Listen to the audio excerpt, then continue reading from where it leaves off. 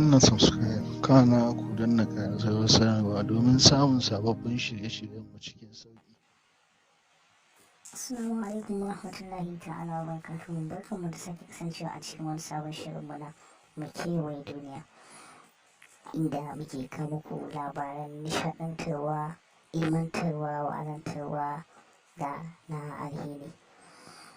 A inda yau shirin namu ya ke ɗauke da labarai guda uku, yanda a ciki za ku ji cewa Hukumar Lafiya ta Duniya ta sanar da cewa Afrika za ta iya zama cibiyar Korona Birus, cutar nan wato ta sarki numfashi.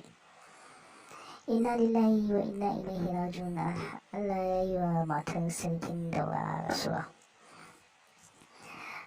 Mai girma shugaban ƙasa Muhammadu Buhari ya ba da umarnin a binciki sanadiyar gobarar Ingala a jihar Borno. Ga cikakkun labaran. Hukumar Lafiya ta Duniya ta bayyana cewa Afrika ka iya zama sansanin Korona virus nan gaba, saboda karuwar mutanen da ke kamuwa da cutar sosai, yayin da kusan mutum 1000 suka mutu kuma mutum 18,000 suka harbu a yanzu. Duk da adadin na baya sosai a kan idan aka kwatanta da na Amurka, sai dai hukumar ta ce cutar na bazuwa daga manyan birane zuwa wasu yankunan a nahiyar ta Afirka. Ta ƙara da cewa Afirka ba su da isassun na'urori da ke taimakawa masu ɗauke da cutar wajen yin numfashi. Hajiya Binta Umar Faruk, matar sarkin daura, Allah ya mata rasuwa a ranar Juma'ar nan ta yau 17 ga watan hudu a 2020.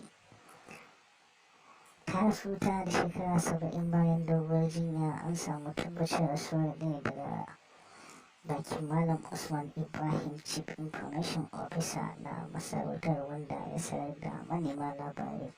Ya ce ta rasu ne misalin karfe 8 na safe. Ta rasu ta bar mijinta Alhaji Umar Faruk wato sarkin daura, ta kuma bar yara 6 da jikoki.